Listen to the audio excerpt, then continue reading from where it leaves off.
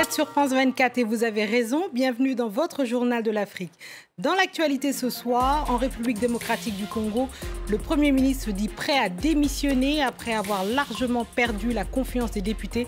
Nous irons à Kinshasa dans ce journal pour comprendre les tractations politiques en cours dans le pays. Une deuxième vague plus meurtrière au Nigeria oblige le pays à prendre de nouvelles mesures pour faire face à la pandémie de Covid-19. L'oxygène vient à manquer, les autorités durcissent le ton face au relâchement général des habitants.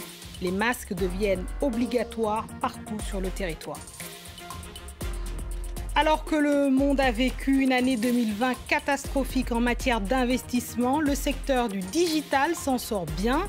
Les start-up africaines auraient reçu plus de 700 millions de dollars de financement. Nous recevrons dans ce journal la madame digitale du continent, Rebecca Enochong, fondatrice et directrice de Appstech. Avec elle, nous verrons les raisons de ce succès.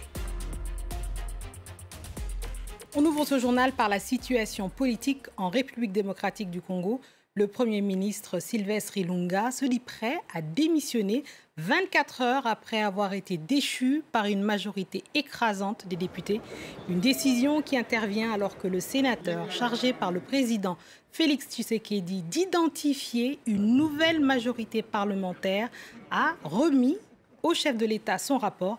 Les détails avec notre correspondant Clément Bonneau. C'est donc un rétropédalage du Premier ministre Sylvestre Ilunga qui affirmait encore mercredi que la procédure de destitution de son gouvernement était illégale. Dans un communiqué publié jeudi, il reconnaît finalement la compétence des députés à examiner la motion de censure, approuvée, je le rappelle, par 367 sur 500 députés mercredi. Il dit désormais attendre d'être officiellement notifié de la décision avant de prendre, je cite, toutes ses responsabilités. Pendant ce temps, l'informateur nommé par le président Félix Tshisekedi pour identifier une nouvelle majorité parlementaire a rendu ce jeudi son rapport au chef de l'État. 391 députés nationaux disent vouloir rejoindre l'Union sacrée. Parmi eux, les députés de deux ténors de l'opposition congolaise qui ont annoncé leur ralliement mercredi. Il s'agit de l'ancien vice-président Jean-Pierre Bemba et de l'ancien gouverneur du Katanga, Moïse Katumbi. La formation d'un nouveau gouvernement fidèle au président Félix Tshisekedi semble donc être en bonne voie. Reste encore à élire un nouveau ou une nouvelle présidente de l'Assemblée nationale pour remplacer Janine Mabunda, destituée le mois dernier. Le vote est prévu le 3 février prochain. Faut-il voir un lien entre la colère du président sud-africain et l'annonce de l'Union africaine aujourd'hui ? Toujours est-il que l'UA a annoncé ce jeudi obtenir 400 millions de vaccins supplémentaires. En effet, Cyril Ramaphosa, qui assure aussi la présidence de l'Union africaine, avait fustigé les pays riches lors du sommet de Davos ce mercredi. Il les a accusés de s'accaparer du précieux sérum. Et avec cette annonce, le continent disposera désormais de 670 millions de vaccins, à peine la moitié, ceci dit, de sa population. Et selon l'OMS, un tiers de l'Afrique devrait être vacciné d'ici à la fin de l'année. On reste sur le coronavirus et on se rend au Nigeria où le masque devient obligatoire pour faire face à une deuxième vague plus meurtrière. Le pays compte 120 000 cas et déplore 1543 décès depuis le début de la pandémie. Et depuis quelques jours, le Nigeria manque d'oxygène. Notre correspondant Moïse Gomis nous en dit plus.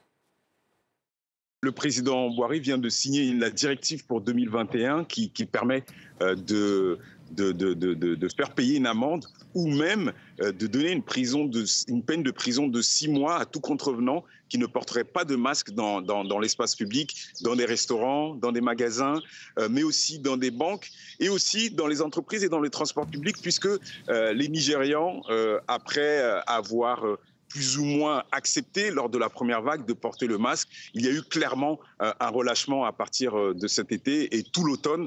Au Nigeria, beaucoup de gens disaient que le coronavirus ne tue pas, en tout cas ne les touche pas. Et donc, beaucoup de gens avaient commencé à ne plus du tout porter de masque. Et depuis cet hiver, avec les fêtes de fin d'année, avec des mouvements aussi de population, avec l'arrivée de personnes de la diaspora à Lagos, les chiffres ont commencé à augmenter, surtout dans la capitale économique du pays, où il y a eu une véritable explosion avec des scènes de panique dans les hôpitaux qui n'étaient pas habitués à recevoir autant de cas positifs. Et puis, vous en avez parlé, le problème de l'oxygène qui a commencé à se poser début janvier, même si depuis l'État de Lagos a proposé des solutions avec de la production d'oxygène local. Mais en tout cas, le système hospitalier nigérien et surtout celui de Lagos est sous tension. Et donc le président Muhammadu Buhari a décidé de durcir le ton. Au Sénégal, c'est le variant britannique du coronavirus qui a fait pour la première fois son apparition. Il aurait été détecté sur un patient indien vivant au Sénégal et aujourd'hui guéri.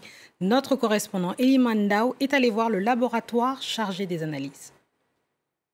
C'est ce jeudi matin, au cours de l'annonce du communiqué quotidien du ministère de la Santé sur l'état du coronavirus au Sénégal, que la présence du variant britannique a été confirmée au Sénégal. L'annonce a été faite par le professeur Souleymane Mboup, un virologue, l'un des plus influents du pays, à la tête de l'IRESEF, un institut de recherche épidémiologique qui collabore avec le ministère de la Santé, notamment sur les tests Covid.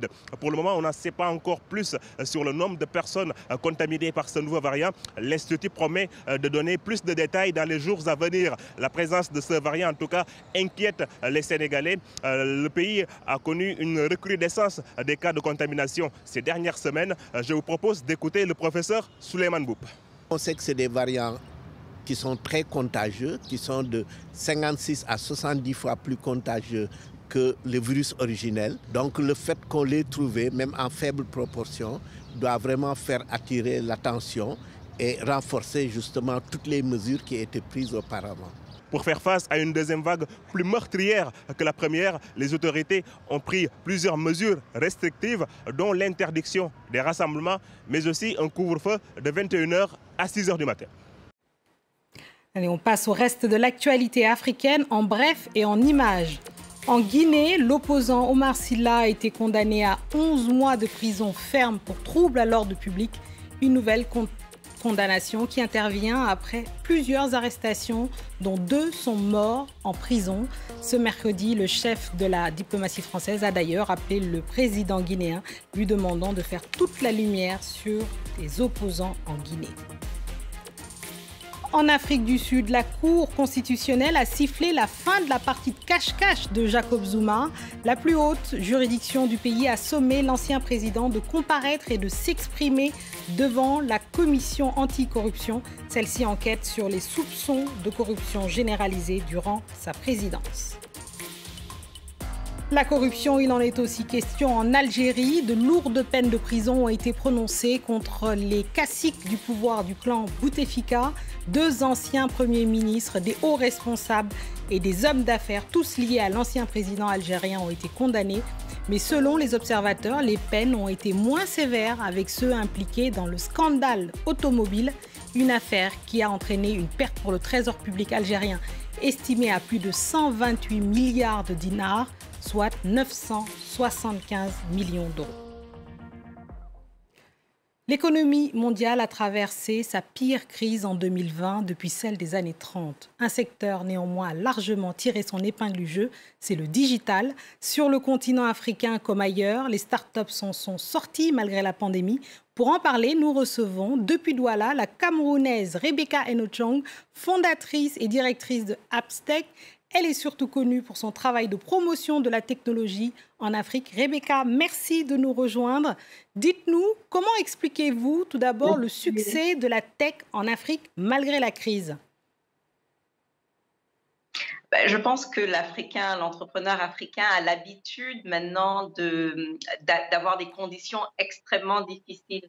Et donc, la crise sanitaire est venue trouver des entrepreneurs très résilients et très habitués à des situations compliquées. Et je pense que c'est l'un des facteurs qui a fait à ce que ce secteur continue à croître malgré les difficultés.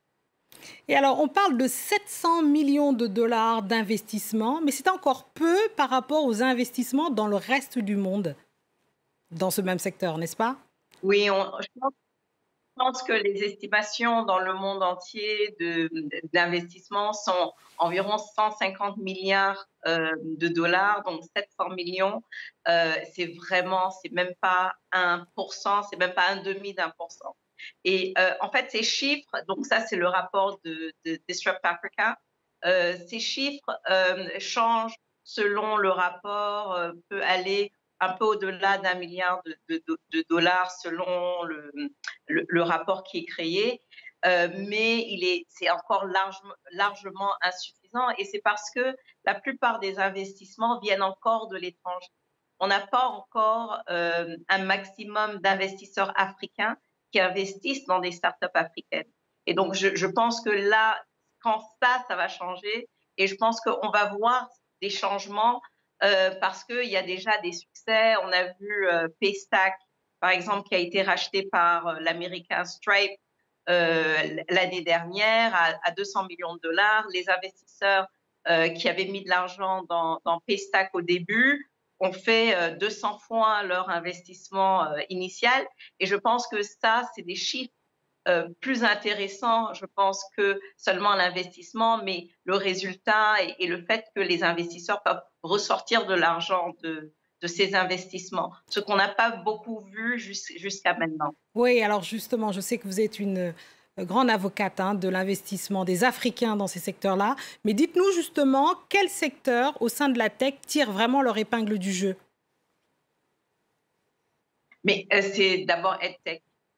Tout ce qu'il y a comme la technologie autour de l'éducation, avec la crise sanitaire, on a vu la nécessité de pouvoir être connecté à domicile et pouvoir suivre les enseignements à domicile. Je pense par exemple Eneza Education au Kenya, en Côte d'Ivoire et au Ghana, qui a vu une croissance exponentielle de plusieurs millions d'utilisateurs lors de cette crise. On a vu aussi YouLesson, qui est au Nigeria, qui a récemment eu un grand investissement aussi, mais qui est donc tout le secteur EdTech qui est très, très chaud en ce moment. Aussi, bien sûr, eHealth, tout ce qu'il y a autour de la e-santé, aussi la FinTech, évidemment, pour les paiements non physiques.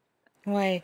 Et alors, parmi les pays cités, reviennent souvent, mais là, parmi les pays cités bénéficiaires de ces 700 milliards quasiment d'investissements, il y a le Kenya, le Nigeria, l'Afrique du Sud et l'Égypte. Mais il n'y a aucun pays francophone. Comment vous nous expliquez ça? Je pense que ce n'est pas pour l'instant. D'abord, je pense que juste après ces pays-là, on trouve quand même la Tunisie, oui, parle français aussi, mais je pense que ça va commencer à changer. Il y a aussi le fait que les gens qui préparent ces rapports sont très anglophiles et ne sont pas très connectés à l'écosystème francophone, qui est un peu séparé de l'écosystème général. Et donc, il y a des deals qui ne sont pas... Moi, j'ai regardé, par exemple, le rapport de Disrupt Africa dans la liste des startups financées. Il y avait des startups en Afrique francophone qui n'avaient pas été répertoriées. Et je pense que ça, c'est l'un des problèmes. Mais certainement, on est en retard. On a un retard en Afrique francophone qui est important. Il faut qu'on fasse des changements, je pense, surtout au niveau de la législation, au niveau de l'accompagnement par les gouvernements. Et je ne dis pas l'accompagnement en termes de « on a besoin que l'État fasse quelque chose », on a besoin qu'il défasse, qu'il soit moins présent, qu'il soit moins, qu'il y ait moins de régulation dans le secteur de la technologie. De la technologie. Et qu'il y ait des mesures incitatives. Oui, ouais. Absolument. Merci beaucoup, Rebecca Enochong, d'être venue sur ce journal de l'Afrique. C'est ainsi que nous refermons cette édition du journal. Merci à tous ceux qui nous ont suivis, et en particulier ceux de Douala à Conakry, en passant par Lagos. Restez avec nous, car l'actualité continue sur France 24.